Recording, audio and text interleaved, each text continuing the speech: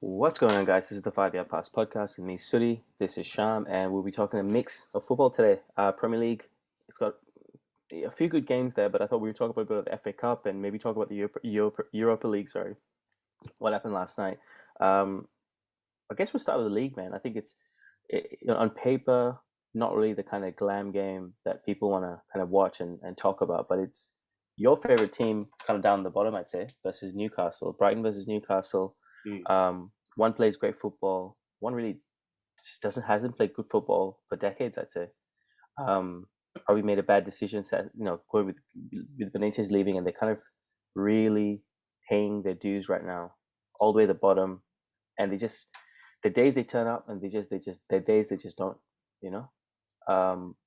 You wanted to talk about this very much, so, and I'll let you take the lead on this, Sham. So yeah, I just wanted to ask any background on why Benitez left. Was it because he wasn't given enough money to spend, or was it just the ambitions of the owner? Or my housemate's a Newcastle fan, actually, and he's suggesting that it's a combination of the first biggest thing of it. You could say probably 80% of that decision was Benitez isn't a yes man, and what's his name? Mike actually loves a yes man, and Steve Bruce, would take any job the way Sam Allardyce does, the way Mick McCarthy will.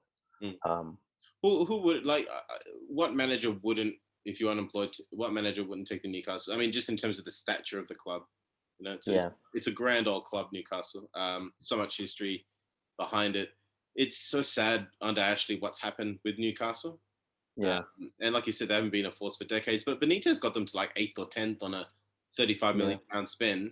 I think Bruce has spent like over £100 million, and they're just falling down the table. It's quite arguably one of the best B+ strikers around in Callum Wilson, Alan St. Maxime, Joelinton, who should be playing at Almiron. Got a great bunch of players, man. Just can't seem to get it together. Totally regretting going there, and he's the only Wilson, because he moved last season, right? And imagine if he wasn't there, where they would be. They would be in terrible shape. Not only has he scored a lot of goals, he scored a lot of important goals. Yeah, the valuable goals, right? What was I going to say? Well, I don't know if Callum Wilson regrets it, because he did come from Bournemouth, so he was always happy to come back to the Premier League, I think. But I mean, I think if you ask me, Callum Wilson has done his bit for the club. You can never really do everything you can, but I think as far as what he can do in this moment in time, he's done. He scored the goals. I think he's got about 10 goals this season. Decent for a club in 17th. But I mean, let's get straight to it, man. The problem with Newcastle, and you brought this up, and I really like this point. I've been thinking about it all week, is that goal difference in a cluster of teams in a certain part of the table really reflects whether you should or shouldn't be there, or whether you can move up quicker.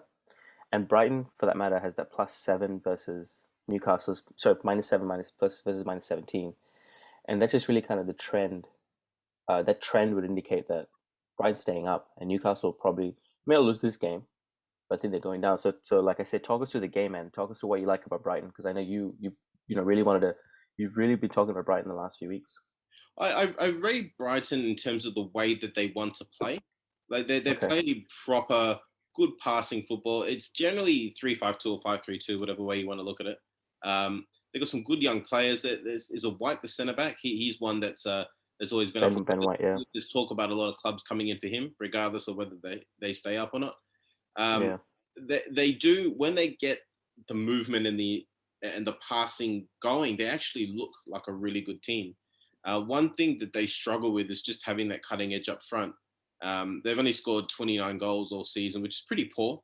For comparison, you've got teams like Crystal Palace, 31 goals. You've got Everton on 40 goals. They're in the top half. Even West Ham, 42 goals. So it shows the weight and importance of goals. If they had a striker, say they got Wilson, and Wilson scored 10 goals for them, their season could look very different. And quite often teams, when you get promoted from the Championship to the Premier League, there's not that much difference in terms of quality of defenders and goalkeepers. There's a slight more of a difference when you're looking at midfielders, but there is quite a pronounced difference when you look at strikers. Clubs do invest obviously quite heavily in strikers, so the best ones do tend to stay up. Like we were talking about with Wilson, he got relegated with Bournemouth and he found a new team because he's a good striker. Whereas a lot of the defenders, who are probably just as good as any other Premier League defenders, wouldn't have found clubs. So they've done everything right except score goals. And it's shown in their results. They've lost 11 games, which is funnily enough, the same as Arsenal. Yeah. So the problem that they're having, if you look at Arsenal, 12 wins, 5 draws. If you look at Bournemouth, you're looking at, sorry, Brighton, sorry, you're looking at 6 wins and 11 draws. So Mm-hmm. their inability to turn draws into wins is what is costing them. And even some of the games, I remember the second game of the season, they played United and Bruno Fernandes won that game with a penalty after the final whistle, after 10 minutes of injury time, if I remember correctly. And Brighton deserved that win. United should not have won that game. And you could see when Fernandes got that penalty how pumped he was because he knew that. Yeah. They're kind of the neutrals fairy team because of the way they try and play, because of they're a small team and yet they're trying to take on the big boys. And it's just that lack of cutting edge that I think can cost them. Whereas you look at Newcastle, Mm-hmm. they have been, the thing that frustrates me most about Newcastle is they play a lot of home games where they just put 9 people behind the ball. They're just clearly playing for a draw. They're not playing to try and take people on. They tend to rely on Wilson scoring goals or Maximin sort of moments of brilliance from him. I really rate him. I don't think he's the type of player that could go to, say, a Man City and be part of a system of players. But he is a Mm-hmm. player that someone like a Jose Mourinho or Carlo Ancelotti would like, that type of player, and run free, Maximin, to see what he can do, type of thing. Yeah. I do rate him. So it is a contrast of styles in that way. You're sort of looking at individual brilliance versus a team with effervescence and energy. And when you look at where they are in the table, they both have a game in hand on Fulham, but this is their game in hand. Mm-hmm. So if they win, they can go 5 points clear of, or even 6 in Brighton's case, of Fulham. But if they don't win, it can give Fulham a lot of hope. And Fulham are the team with momentum at the moment in 18th. They've Mm-hmm. got, I think, was it 7 points from the last 5 games. Mm-hmm. You're kind of looking at somewhere around the 35, 36 point mark to be safe. So getting Mm-hmm. 3 points for a team on 28, 29 points is half of that difference. So it's a massive Mm-hmm. game in terms of the relegation battle. The thing I like about Graham Potter, what he's done with Brighton, is he he's very carefully picked players from good teams in Bissouma, Lallana, and Danny Welbeck up front. And Maupay's a bit real shit stirrer. Like he's a real fucking shit housery master. And not many kind of relegation teams, I guess, get that balance right of getting old superstars. Um, and kind of like, do you remember, Sham, a few years ago? I think it was around the 2012, 2013 mark. QPR went and bought 7 ex-Premier League winners. Do you remember that? Rio Rio, went, right? Alex. They went for Joey Cisse was Barton, there, I who's the think. kind of that quality. Sorry? I think Djibril Cisse was there. He played for France. Yeah. Yeah. Yeah, that's right. Jibril Cisse was there. Yeah. But you get that where they overloaded a team full of Premier League winners, whereas here they kind of sprinkled a couple of real winners, players with real industry and Welbeck, again, Lallana, Bissouma, and Ben White been there for a while now. And he's got that balance right, but it's a bit of, it comes down to depth, a bit of luck as well. We talk about the United game, that's 1 point versus none, maybe in a slightly different position now. But the thing that again makes Brighton amazing is that I'm just looking back here. The last time they've conceded more than 2 and lost was way back in December against Leicester. They lost 2-0. Sorry. Well, besides last weekend, sorry. My point is they don't concede much. Is my point. Say that point again. Sorry, I didn't quite get it. The point I was trying to make was they don't concede much, even if they do lose. They've lost last weekend to Brighton, to Leicester, and then to Palace. But then you look all the way back to December, was when the last time they conceded 2 goals and lost a game. But I guess the problem you're highlighting that's correct, where they just can't seem to get multiple goals in a game and confidently take the game on as well as they do play. Yeah, it was a big win for them against Southampton. Mm-hmm. They beat Southampton by scoring multiple goals, but it's last game. But it's the first time in a very long time, like you said. Yeah. And it's also an important game for Brighton in terms of the season, because their next 3 games are United, Everton, Chelsea. So they'd be lucky to get a point from those 3, frankly. Everton are falling apart a bit, but Chelsea and United, you would expect those teams to win. So if they lose this one and then they lose the next 3, they're in serious trouble. They got a fairly easy run after that, but just in terms of the timing of the games, like this thing looms as very big because it can give them a cushion going into those fixtures. Yeah, I guess with those 3 next games, Brighton will be thinking of, okay, we're going to lose one. We'll try and get a result we're going to lose to Chelsea. We try and get a point off United and try and beat Everton. That's the way I'd probably approach. I'd be thinking about it as a fan. I think that Chelsea at the Chelsea minute is just hard to beat. simply because Chelsea are not really scoring a lot of goals. If they think they can keep it tight, they could sneak a draw. But Chelsea are very hard to score against at the moment. Oh, absolutely. They played the near perfect game against Atletico in the week. It was absolutely marvelous to watch. Okay, so and I guess Newcastle, Sham. I look at the team and I think I'm looking at 8 or 9 really good players who just can't seem to fucking play for the manager. And the kind of the things that I read on the forums of Newcastle fans and the general consensus is he doesn't need to get fired. He needs to walk away because I think he's lost the fans. He's lost the dressing room. Lascelles calling him a coward. I think Stevie Clark calling him a coward as well. That's his 2 center backs. He's an outdated manager who perhaps is more of one of the boys who knows how to talk to club owners, excuse me, rather than know how to run a club. Yeah. Steve Bruce, and it's hard to say. As a United player, you remember, you think, I don't remember, but you think of Steve Bruce as a club legend, 19 goals in a season as a centre back. You think he'd be playing attacking football. Yeah. But not so much. It's not a lot of those are set pieces, but still, you think he'd have some well organized set pieces. A taste for a goal, at least, Yeah, and he's probably better known for being a United legend as opposed to being a manager, and that's probably an indictment in itself of his managerial career, which is hard, but because he was part of one of the great centre back pairings at United with Pallister, but the reality is he's probably better known for that than being a great manager. Okay, who do you think wins this one? I'm gonna go Brighton. I'm gonna go 1-0.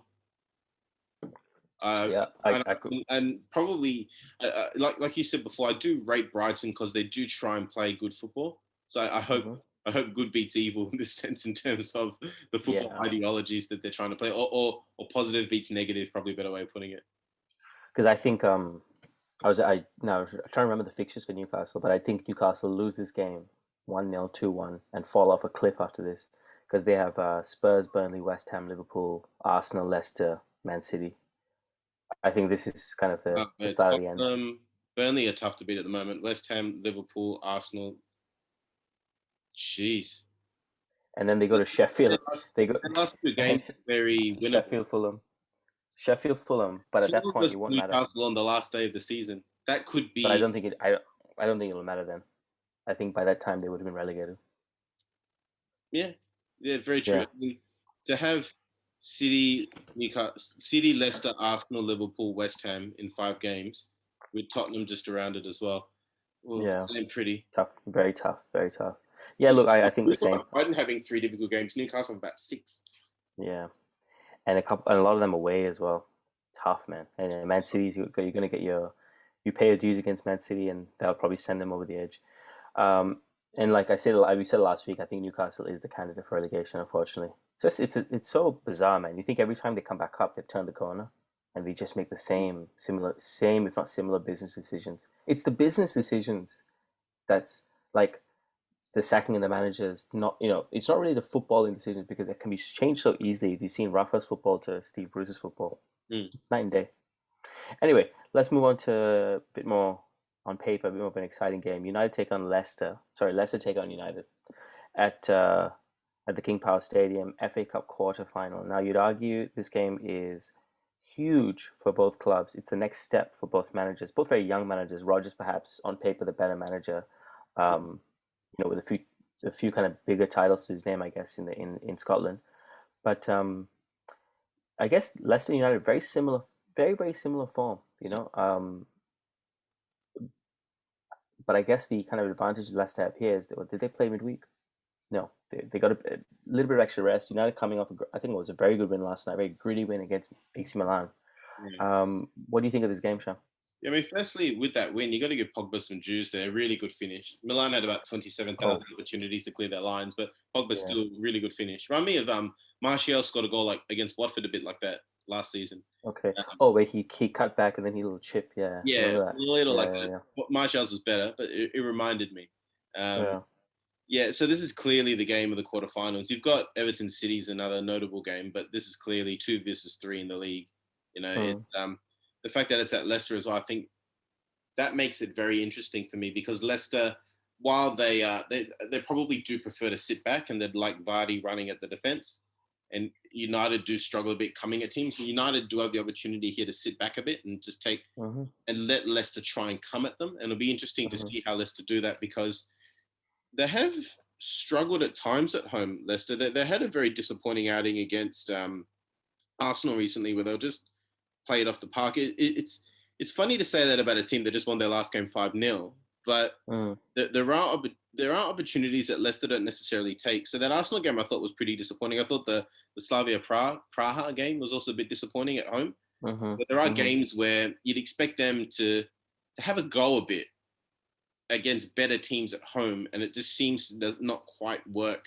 And United are a team that could very well take advantage of that. I'm looking for Dan James to start and to have a massive impact. I can't believe I'm saying that out loud, but but I think he was good last night. Without James, sorry, is it James Justin or Justin James? Justin James, yeah. Justin James. Without him there, I think someone like James, who can, as in David James, who can get in behind, I think can cause a lot of problems for Leicester at the back. Fofana is back, which will help them with Leicester, just holding that back line a bit. And Casper Schmeichel, I think, is going to be very big on the one-on-ones. A bit like his dad. He's got a bigger chest than his dad. I don't know how that is even conceivable, but he's a big boy. He's not as tall as his dad. He's just bigger in the chest and shoulders, you know? He's kind of like a boxer who's like a stand-up fighter, you know? Like just like who's just trade punches with you. But I think that battle of how Leicester get at United, I think Maddison and Tielemans become important in terms of controlling the game, and then Ndidi as well. I think their ability to dominate the game. United will probably play Pogba, I think, from the start. If they have him on the bench, he will come on. They may go with McTominay and Fred just to try and disrupt Leicester a bit and then bring in Pogba's quality into the midfield. I do think Solskjaer will go that way because he is a bit conservative and he might try and hold the center midfield and attack through the wings and the attacking players. So I do think that United will try and sort of absorb and then counter. But this is a game where both sides are going to have to bring their A game. It's potentially a cracker, and the last game was 2-2. Funnily enough, with that game, you kind of felt that both teams didn't really think that they could win it. You know what I mean? Like, it didn't seem like Leicester didn't seem to believe they could beat United. I'm trying to remember who scored that game to jolt my memory a bit. When Bruno like sort of flung his foot at it and it sort of fell to Rashford. The through ball. Yeah, look up that last game, but I just. Yeah, I can see it on my screen now. I just remember it. The season, because I think that these guys, technically they're second and third in the league, but they're not contenders. They are pretenders, Leicester and United. And there's going to be a winner after this.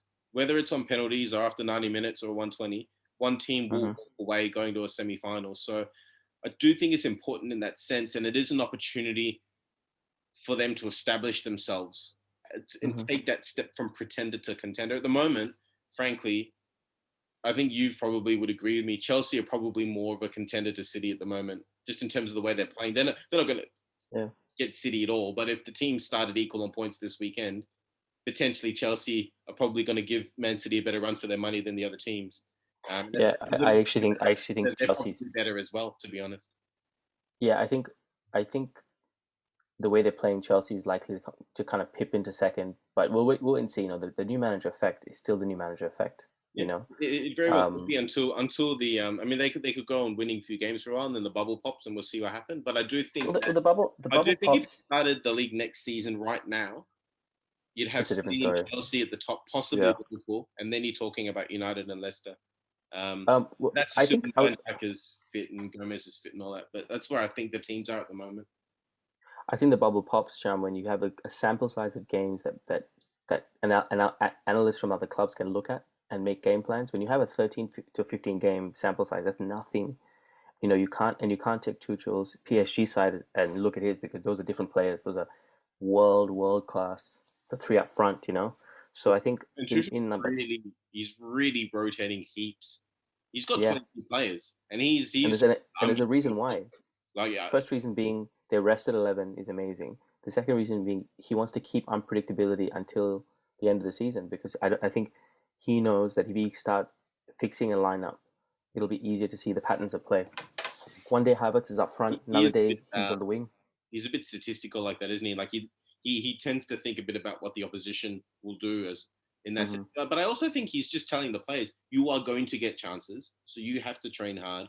And if I see anything that's out of line, you're on the market. This is Chelsea. You're on the next train out of here. So I think there's a mixture of what you're saying. I also think he's just giving the players opportunities. Yeah. Interesting though, because he was even saying that Arisa Balaga started playing well in training. He actually made a point of saying that. So if he's getting Kepa playing better. And yeah. Okay, coming back to this game, sorry. Sorry, I've gone way off track. Sorry. Yeah, no, it's okay, it's fine.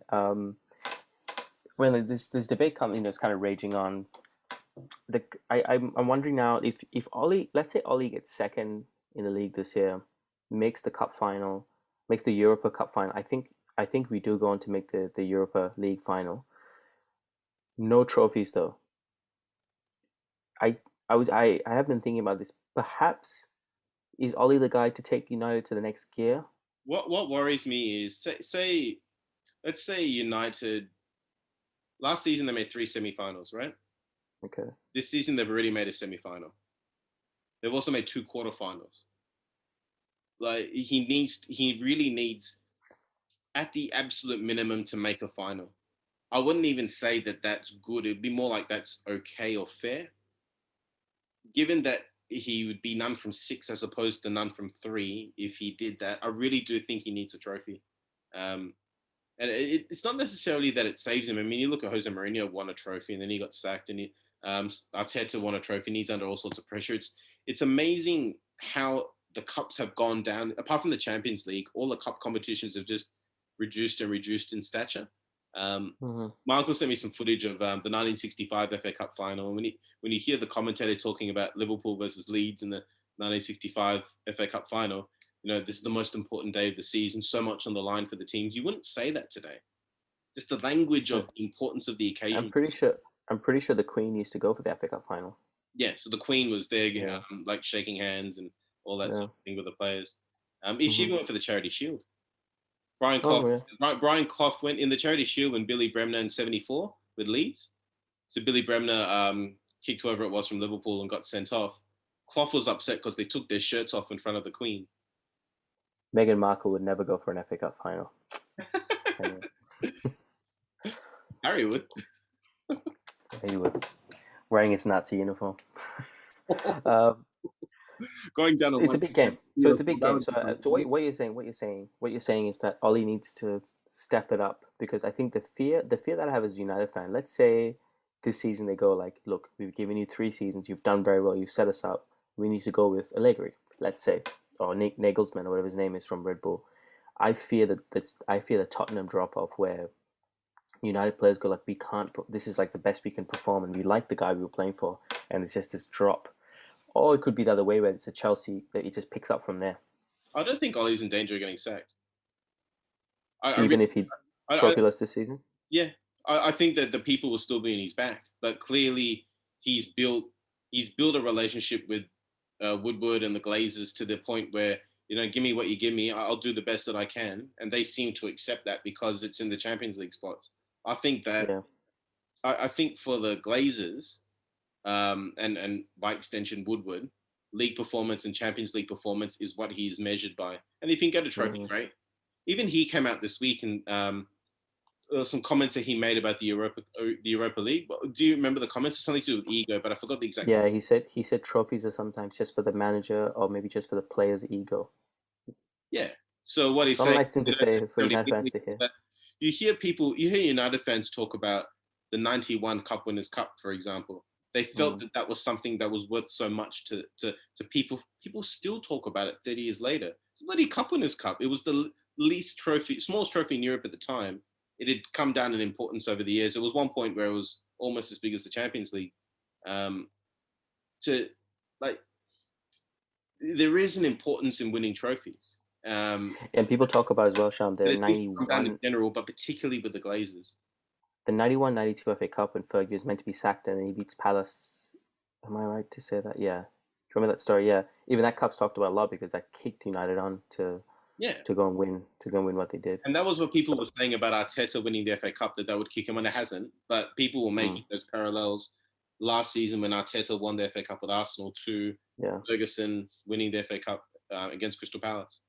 Yeah, and I think this a very similar thing can be said about Rodgers. Maybe not with the same expectation, but I think Leicester fans are going like not in an expectation kind of way, but in more in a this is our chance. Like we can show that 2015 wasn't a blip. 2016, 2015 wasn't a blip, and we can go win the FA Cup. Like winning, I think most fans of most clubs go, if we win a trophy every 5 years, that's amazing. You Mm. know, winning a trophy 5 years is no one does it. No, Man City takes the League Cup every year.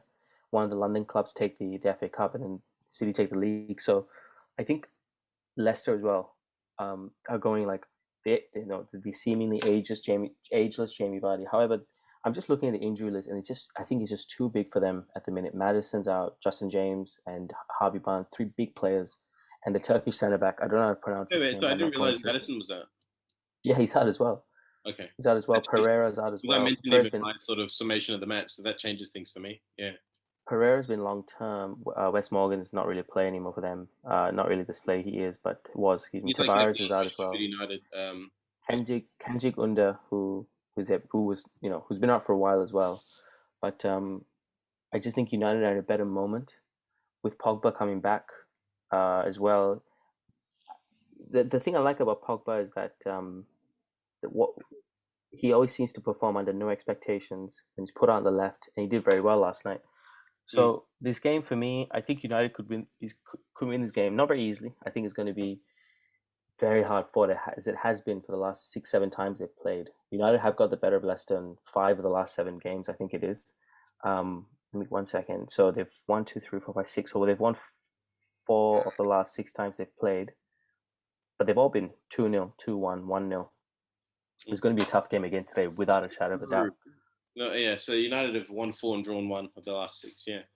Yeah. Look, I'm going to go with a 2-1 win to United. I'm going to go with a 2-1 win after extra time. I think United are going to have to really work for this, and extra Okay. time is not what they need right now. United, Yeah. they need less minutes, not more. Everyone except Harry Maguire, but because he seems to play. Yeah. But I do think they will win, but I think they'll have to work their socks off. Okay. You're looking at United just to see who's going to give that spark and that class in that moment. Apart from Pogba, I'm thinking Dan James for some reason, but I mean, Fernandes seems tired. Rashford seems tired.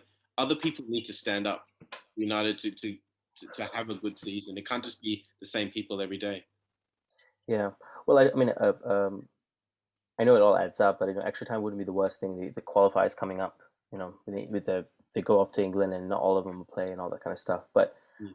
I was wrong in my estimation, man. I didn't think Dan James had it in him to play consecutive games and to keep up like a 6 or 7 out of 10 performance every time. Because that's all you can really expect from his kind of player. 6.5 every game. That's a high level of performance to play every four He's one of days. those. He's one of those John O'Shea types, isn't he? If you can Yeah, get consistency out of him every day game, that's what you need. And then the and star my players can build on that. And my estimation from him was he was a type where he relied on the fatigue of other players, of the opposition players, to play his best. His IQ hasn't really gone up, but his ability to take instruction and do what he has to do has gone up. Now the only thing he has to really improve, as well as Will Saha, which is why the right is so weak for United at the moment, is the final ball. And I have hope because I've seen Luke Shaw's final ball it's just gone up this year. So it's either that Luke Shaw's got the natural ability and he's kind of brought it out of himself, or the United team can actually coach players into putting better balls in. Mm. You know, you've seen Will Saha as well. Not Will Saha. Sorry, Jesus, Wan-Bissaka. They Wonderful. look the same. um, The classy um, these guys, huh? Yeah. uh, Will Saha's ball as well has got a little bit better. So I'm hopeful that Dan James could be someone who knows how to put better balls in. You said Will Sahar again, but it's all right. Oh Jesus, Wan-Bissaka. They're both scrawny, kind of like Hey, like the there's Wan-Bissaka. there's only one Bisaka, yeah. Yeah, Yeah. but there's two Jambas. What, what I would say about James is when he came in United first, he's playing a lot more game time than normal, so his impact came down.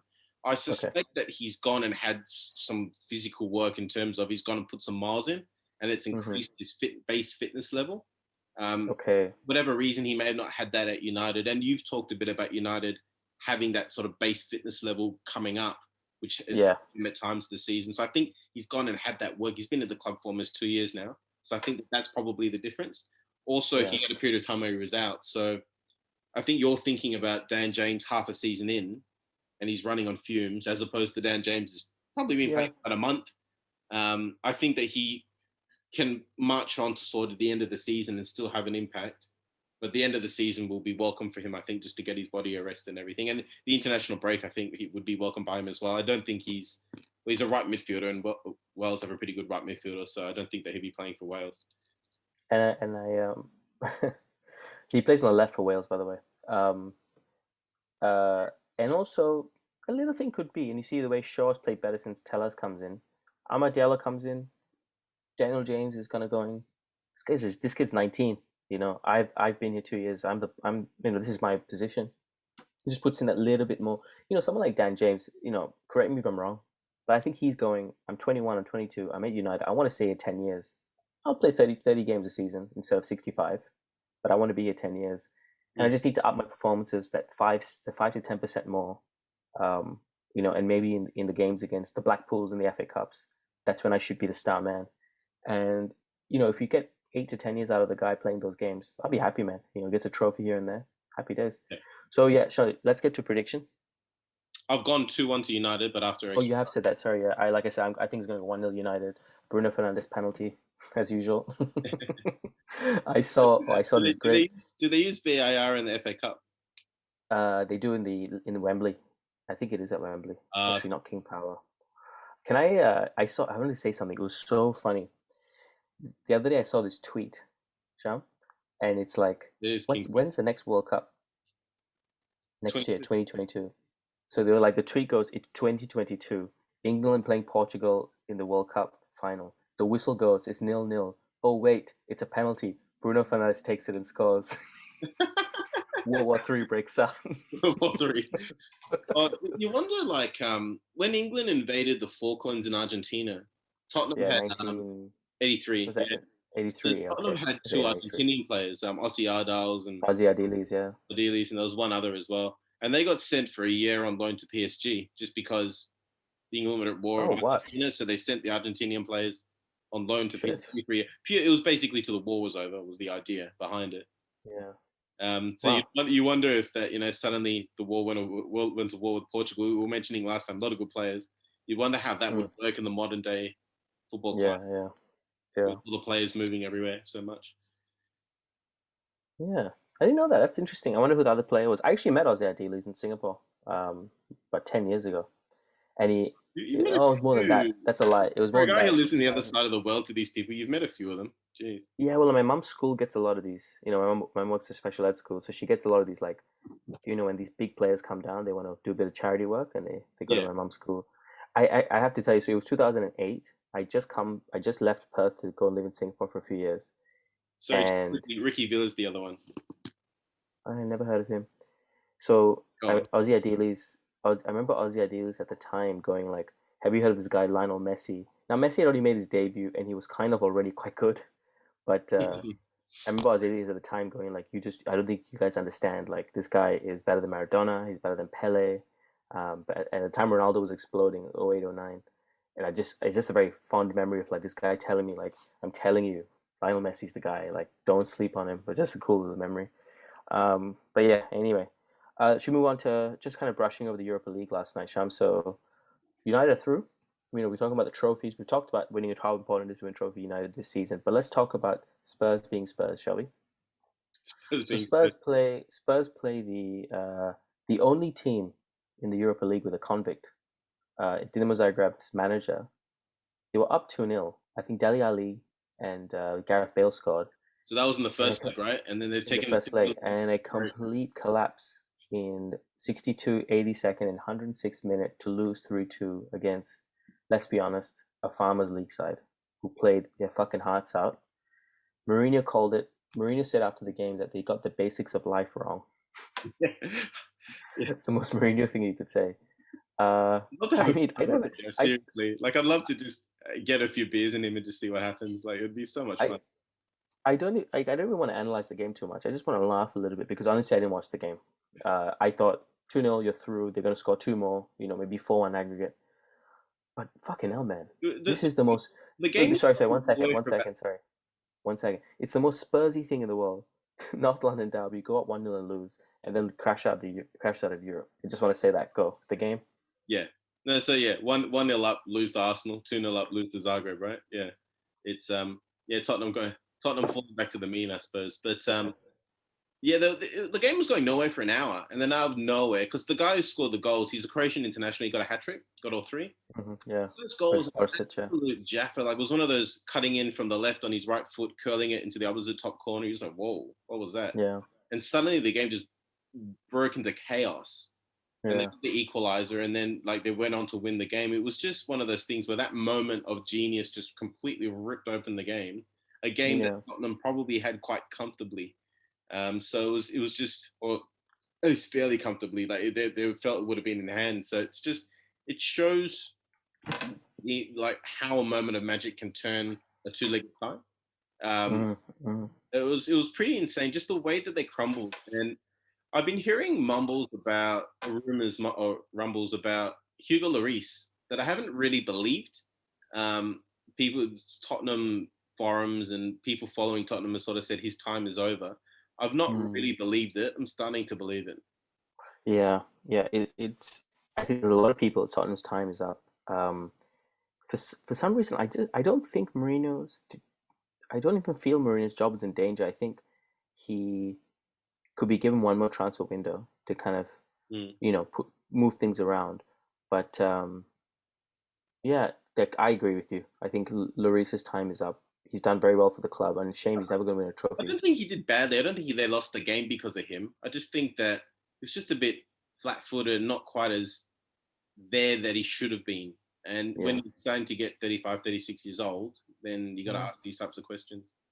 yeah, exactly. You, Um, sorry, just before, sorry, I'm interrupting again, but no, no, that's when fine. you look at sort of Henderson coming into United, and I think it's 11 clean sheets in 19 games, and the importance they Mm, can have on a team, not so much by by making incredible saves, but just by calming things down, being authoritative, bossing your own box, those types of things. Lloris is a bit on the David De Gea, great shot stopper, not a great distributor type of player. He's not particularly tall either. Lloris. I mean, I think of Henderson, and I think there's partly his personality, his kind of upbringing, and his training as a keeper. It's kind of all you put it all together. Henderson's probably a very aggressive guy anyway. Um, Coming through like Dean Henderson came through the academy, so he was playing with people his age, whereas De Gea came into the Atletico team at 19. So although he was always already a world class shot stopper, he probably was never built into him to yell at people because you're yelling at Diego Godin at 19. He's gonna turn back to you until you shut the fuck up. Maybe that's what I see De Gea as, where incredible prodigy of a talent, but that wasn't instilled to him, and you're not going to get that now. You see De Gea last night. He's telling Maguire, telling Lindelof off. Why? Because they're his peers, same age, same kind of experience. I think that plays into it, and also you have to also take into account people have personalities which they just grew up with in life, and he definitely has an aggressive or assertive personality. There's a lot of interesting teams left in the Europe. I'm just gonna go through it if you don't mind, Sham. So Arsenal managed to scrape through Olympiacos. So that's Arsenal through Dinamo Zagreb. I don't want to play Dinamo Zagreb. Roma's through Molde. Ollie's old team, Villarreal, Slavia Praha. Granada, sorry, Granada's through, not Molde. Excuse me, Granada's through, but they won the game last night. But yeah, Yeah. the Granada's through though. Slavia Praha beating Rangers. One of the rare losses for Rangers season. But you were saying the keeper, the guys Yeah, who it was basically, really unfortunate. I have a couple of Rangers fans that I work with. They've been keeping yeah, updated on Rangers, so they played really well this season. Rangers. Apparently, absolutely, yeah, Slavia Praha had this footage of like their board or the players like celebrating when they got Rangers. So Rangers used yeah, that as motivation. But that game, they were 1-0 down at the time. Rangers at home, so they were 1-2 behind an aggregate. They're trying to get back into it. Ball over the mm, top. The keepers run out to get the ball. The striker has just come on his run, and he's jumped with his foot up like that, and it's just gone straight into the keeper's face. And you can see the mm. keeper led. He's got stud marks here and here, Yeah, and he's just it's gone not down. And fun. he was trying to get up, but he was dazed. And I forget the strike. I can probably look up the striker's name, but was it Roof. Roof is the striker's name, but he was immediately contrite, knew he'd done the wrong thing. He was upset at getting sent off, but like referee didn't have any choice. He studs up in the head type of thing, Yeah, and I mean that's all you can do. Immediately subbed off. That's all you can do in the moment in time, like just show a bit of remorse because he probably was doing that thing where he wanted to tip it over the keeper's head, try and get a control of it, and Mane did the same thing to Edison a few years ago. Edison got a red card for no. To be fair, I rarely defend Liverpool. That was horrific what he did there. I like what it was not a red card if I remember. I remember looking. He was sent off. There was 8 minutes of injury time in the first half, but Edison kept playing. Yeah. No, but I remember thinking that it shouldn't have been a red card. That Mane. It was the first game of the season. Liverpool ended up losing 4 or 5-1 or something. Am I right to say that? 5-0. Yeah. Yeah, I do remember that very well. I was thinking of that actually. The other one I can think of is Nani versus Real Madrid back in 2013. It just changed the game. That was another one as well. The game, yeah, but that was it was a similar action of a foul. Red card.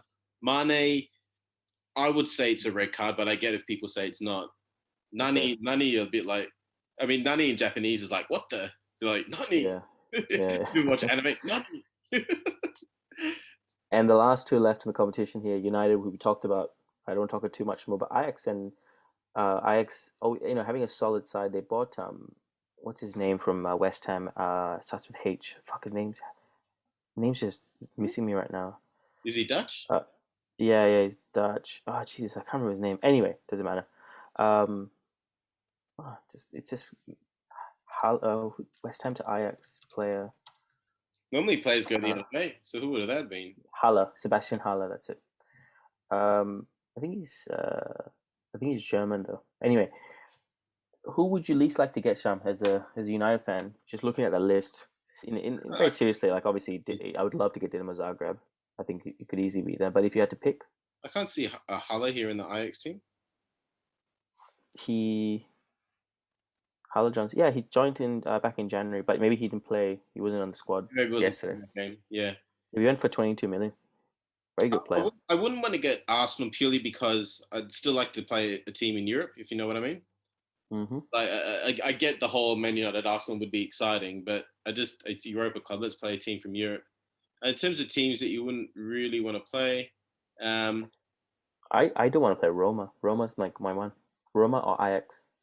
Yeah, they're probably the two that I would go for as well. Yeah, that'd be pretty full on. Just trying to have a look through here. They are definitely the ones that catch your eye. Sorry, too many games up here. Yeah, Ajax, Slavia Prague, you wouldn't mind. Villarreal would be a tricky one as well. They're always tricky, but they're not doing well this season at all. Yeah, but Roma and Ajax are probably the two. I think of Roma and Ajax. I think of Roma and Ajax, and I think of traditional European clubs that it doesn't matter how they're doing in the league, they can bring the game every time they play. Yeah, I agree with you, but at the same time, I don't want to sound like I'm getting caught up in the whole. Those clubs are named clubs, like. That's what I'm saying as well. But I get why you're saying that in the sense that it does make sense. It does make sense that those two are the ones. They're probably the ones you want to get because they are names, but at the same time, you don't want to get them. They are 8 points clear in the Dutch league with a game in hand, so they are playing pretty well. So they wouldn't be a team that you want to meet. Yeah, and I'm just looking at it. I don't see how United can't think now. If Spurs were left in the competition, if not Rangers, but yeah, I guess Spurs would have been the kind of closest thing to a competition, because I think if we play Arsenal, Sham, next round, I think we could potentially lose to them. But I think it's better to let Arsenal kick themselves out. Like Arsenal will do that to themselves, playing against Granada next round. Every team in that comp would be afraid of facing United, whereas I don't think United are afraid of facing any team. Roma, Ajax would be more tricky, but if you had to put money on someone, you'd probably put it on United to get it through. Yeah, absolutely. I think that there's no team there that would intimidate United.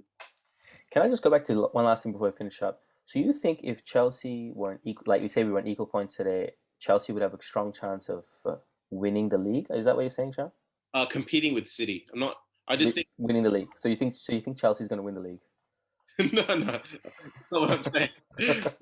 I'm saying that. I know what you're saying. I'm just taking the piss out. I know exactly what you're saying. I just wanted to bring it up. Yeah, good thing you're clutching at. So lots of exciting games, different competitions this week. Any kind of closing thoughts, Sean? Yes, England squad was called. Jesse Lingard got back into the England squad.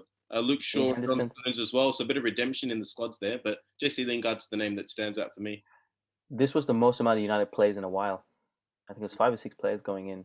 And you'd argue Wan-Bissaka would probably be in there, if not for Trent being how good Trent is, you know.